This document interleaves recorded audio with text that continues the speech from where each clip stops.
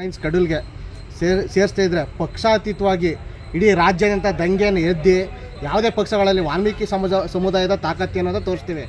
ಸಂವಿಧಾನಿಕವಾಗಿ ನಮ್ಮ ಹಕ್ಕೇನಿದೆ, ನಮ್ಮ ಆಶಯಗಳೇನಿದೆ, doctor B R Baba Saheb Ambedkar ಏನು ಸಂವಿಧಾನವನ್ನು ಕೊಟ್ಟರು, ಆ ಸ್ಕೆಡ್ಯೂಲ್ನಲ್ಲಿ ನಂಬರ್ 9 ಸ್ಕೆಡ್ಯೂಲ್ಗೆ ನಮ್ಮ ವಾಲ್ಮೀಕಿ ಸಮುದಾಯನ ಸೇರಿಸ್ಬೇಕು.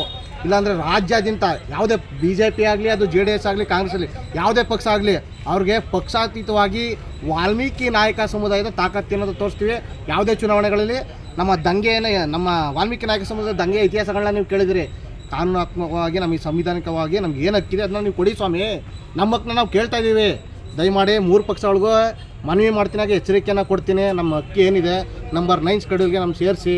ಇಲ್ಲ ಅಂದರೆ ವಾಲ್ಮೀಕಿ ಥರ ಸಹನೆಯೂ ಗೊತ್ತು, ಮದಕರಿ ನಾಯಕನ ಥರ ಹೋರಾಟನೂ ಗೊತ್ತು. ಈ ಮುಖಾಂತರ ನಿಮ್ಗೆ ಎಚ್ಚರಿಕೆಯನ್ನು ಕೊಡ್ತೇನೆ. ವಾಲ್ಮೀಕಿ ನಾಯಕ ಸಮುದಾಯ ಪ್ರತಿಯೊಂದು ಕ್ಷೇತ್ರಗಳಲ್ಲೂ ನಿರ್ಣಾಯಕವಾಗಿದ್ದೀವಿ. 224 ಕ್ಷೇತ್ರಗಳಲ್ಲಿ ವಾಲ್ಮೀಕಿ ನಾಯಕರ ಸಮುದಾಯದ ತಾಕತ್ತಿನಂತ ತೋರಿಸ್ತೀವಿ. ನಂಬರ್ 9 ಸ್ಕೆಡ್ಯೂಲ್ ಏನಿದೆ, ಕೇಂದ್ರ ಸರ್ಕಾರ ಹಾಗೂ ರಾಜ್ಯ ಸರ್ಕಾರ ನಮ್ಮನ್ನು ಸೇರಿಸಿ ನಮ್ಮ ಗೌರವಯುತವಾಗಿ ನಡೆಸ್ಕೋಬೇಕು. ಗೌರವಯುತವಾಗಿ ನಡೆಸ್ಕೊಳ್ಳಿಲ್ಲ ಅಂದರೆ ವಾಲ್ಮೀಕಿ ಸಹನೆ, ಮದಕರಿ ನಾಯಕನ ಹೋರಾಟವನ್ನು ನಾವು ತೋರಿಸಿ ನಿಮ್ಗೆ ಹೇಳ್ತೀವಿ. ಯಾವ ಥರ ತೋರಿಸ್ತೀರಾ? ಖಂಡಿತವಾಗ್ಲೂ ಕೂಡ ಈಗ ಪ್ರತಿಯೊಂದು ಕ್ಷೇತ್ರಗಳನ್ನು ಈಗ ಮುಂದಿನ ದಿನಗಳಲ್ಲಿ ಜಿಲ್ಲಾ ಪಂಚಾಯತ್ ಚುನಾವಣೆ ಬರ್ತಾ ಇದೆ, ಕಾರ್ಪೊರೇಷನ್ ಚುನಾವಣೆ ಬರ್ತಾ ಇದೆ, ವಿಧಾನಸಭೆ ಚುನಾವಣೆ, ಪ್ರತಿಯೊಂದು ಕ್ಷೇತ್ರದಲ್ಲೂ ನಾವು ನಿರ್ಣಯಕ್ಕಿದ್ದೀವಿ. ನಾವು ಮತದಾನ ಹಕ್ಕು ಡಾಕ್ಟರ್ ಬಾಬಾ ಸಾಹೇಬ್ ಅಂಬೇಡ್ಕರ್ ಮತದಾನ ಹಕ್ಕು ನಮ್ಗೆ ಕೊಟ್ಟಿದ್ದಾರೆ. ನಮ್ಮ ಮೀಸಲಾತಿ ನಮ್ಗೆ ಕೊಟ್ಟಿದ್ದಾರೆ. ನಮ್ಮ ಮೀಸಲಾತಿನ ಕಿತ್ಕೊಳ್ಳೋದಕ್ಕೆ ನೀವು ಯಾವ ಅರ್ಹತೆಯನ್ನು ಪಡ್ಕೊಂಡಿದ್ದೀರಿ? ಇದೇ ಕೇಂದ್ರ ಸರ್ಕಾರದಲ್ಲಿ, ಇದೇ ರಾಜ್ಯ ಸರ್ಕಾರಕ್ಕೆ ಮಾನ್ಯ ರಾಜ್ಯ ಸರ್ಕಾರಕ್ಕೆ ಹೇಳ್ತೀನಿ, ಮಾನ್ಯ ಕೇಂದ್ರ ಸರ್ಕಾರಕ್ಕೆ ಹೇಳ್ತೀನಿ. ಈ ವಾಲ್ಮೀಕಿ ಸಮುದಾಯದ ಪ್ರತಿಯೊಂದು ನೀವು ಕಡೆಗಣಿಸ್ತೀರಾ? ನಮ್ಮ ಹಕ್ಕಿದೆ, ನಾವು ತೋರಿಸ್ತೀವಿ. ಮತದಾನ ಹಕ್ಕು ಎಲ್ಲಕ್ಕಿಂತ ಮತದಾನ ಹಕ್ಕು ಅದನ್ನು ನಾವು ತೋರಿಸ್ತೀವಿ. ಪ್ರತಿಯೊಂದು ಹಂತದಲ್ಲೂ ಸಂಘಟನೆ, ಹೋರಾಟ, ಶಿಕ್ಷಣ ಪ್ರತಿಯೊಂದನ್ನು ನಮ್ಮ ಯುವಕರಲ್ಲಿ ನಾವು ವಿಚಾರವನ್ನು ಮೂಡಿಸ್ತೇವೆ. ಸಂಘಟನೆಯಲ್ಲಿ ನಾವು ವಿಚಾರವನ್ನು ಮೂಡಿಸ್ತೀವಿ. ಪ್ರತಿಯೊಂದು ಅಂತ ನಾವು ನಿಂತು ಹೋರಾಟವನ್ನು ಮಾಡ್ತೀವಿ. ದಯಮಾಡಿ ನಂಬರ್ಸ್ಕೊಡಿ. ದಯವಿಟ್ಟು ಈ ವಾಲ್ಮೀಕಿ ಸಮುದಾಯದ ಅನ್ನನ ಕಿತ್ಕೊಳ್ಳೋಕೆ ಬರಬೇಡಿ ಸ್ವಾಮಿ. ನಿಮ್ಮಲ್ಲಿ ಕಳಕಳಿ ಪ್ರಾರ್ಥನೆ ಮಾಡ್ತೇನೆ. ಯಾರು ಕಿತ್ಕೊತಾ ಇರೋದು? ಕೇಂದ್ರ ಸರ್ಕಾರನೂ ಪಾತ್ರ ಇದೆ, ರಾಜ್ಯ ಸರ್ಕಾರನೂ ಪಾತ್ರ ಇದೆ. ಖಂಡಿತವಾಗ್ಲೂ ಒಳಸಂಚೀಗ ಕೆಲವರು ಅವ್ರ ಹೆಸರುಗಳನ್ನ ಕೂಡ ಹೇಳಂಗಿಲ್ಲ. ಭಯ ಏನಿಲ್ಲ, ಖಂಡಿತ ನಾವು ಹೇಳ್ತೀವಿ. ಆದರೆ ಒಬ್ಬ ಮುಖ್ಯಮಂತ್ರಿ, ಒಬ್ಬ ಪ್ರಧಾನಮಂತ್ರಿ ಹೆಸರು ಹೇಳಿದ್ರೆ ಅರ್ಹರಲ್ಲ. ಅವ್ರಿಬ್ರನ್ನ ನಾವು ಡಿಪೆಂಡ್ ಮಾಡೋಕ್ಕಾಗಲ್ಲ. ಎಲ್ಲರೂ ಒಳಗೊಂಡಂತೆ ನಮ್ಮ ಸಮುದಾಯಕ್ಕೆ ಅನ್ಯಾಯವನ್ನು ಮಾಡ್ತಿದ್ದಾರೆ. ಸಮುದಾಯದ ವಿಚಾರ ಮಾತಾಡ್ಬೇಕಾದ್ರೆ ಯಾರು ಬೇಕಾದ್ರೆ ಹೇಳ್ಬೋದಲ್ಲ. ಈಗ ನಮ್ಮ ಸಮುದಾಯದ ವಿಚಾರ ಮಾತಾಡೋಕೆ ಬಂದಾಗ ನಮ್ಮ ಸಮುದಾಯದ ಲೀಡರ್ಗಳೇ ಮೌನವಾಗಿರೋದು ನಮಗೆ ಭಾಳ ಅತೀವವಾದ ಕಣ್ಣೀರು ತರಿಸೋದಾಗಿದೆ. ನಮ್ಮ ಆಯ್ಕೆ ಮಾಡಿರೋಂಥವ್ರು ಸ್ವಾಮಿ. ಖಂಡಿತವ್ರು ಈಗ ನಮ್ಮ ಸಾವುಕಾರವ್ರ ಗಮನಕ್ಕೂ ಕೂಡ ನಾವು ತಂದಿದ್ದೀವಿ. ನಮ್ಮ ರಾಮುಲು ಸಾಹೇಬ್ರ ಗಮನಕ್ಕೆ ಕೂಡ ತಂದಿದ್ದೀವಿ.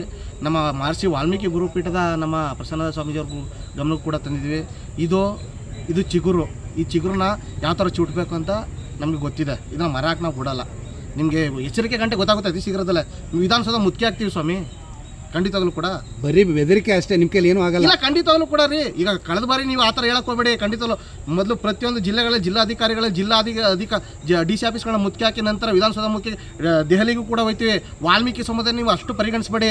ಬೇಡರದ ಇದೇ ಬ್ರಿಟಿಷ್ ವಿರುದ್ಧ ಹೋರಾಡ ಅಂತ ಏಕೈಕ ಸಮುದಾಯ ನಮ್ಮದು.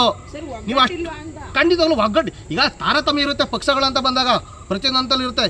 ಈಗ ಪಕ್ಷಾತೀತವಾಗಿ ನಾವು ಒಗ್ಗೂಡಿ ಕೇಂದ್ರ ಸರ್ಕಾರ, ರಾಜ್ಯ ಸರ್ಕಾರ ಎರಡನ್ನೂ ಎದುರಿಸ್ತೀವಿ.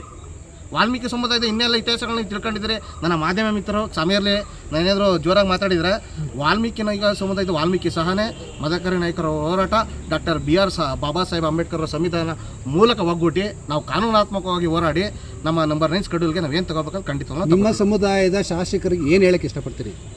ನೀವು ಕಳೆದ ಬಾರಿ ನೋಡಿರಬೇಕು, ಆಲ್ರೆಡಿ ನಾನು ಬಳೆ ಮತ್ತು ಅರ್ಶಿನ ಕುಂಕುಮ ಎಲ್ಲ ಕೊಟ್ಟಿದ್ದೆ. ನಿಮ್ಮ ಮಾಧ್ಯಮದಲ್ಲೇ ಬಂದಿತ್ತು. ಈಗ ಅವ್ರಿಗೆ ಗಮನಕ್ಕೆ ಬಂದಮೇಲೆ ಕೂಡ ನಾನು ಕುಣಿಸಿ ಕೆಲವೊಂದು ಮಾತುಗಳೆಲ್ಲ ಆಡಿದ್ದಾರೆ.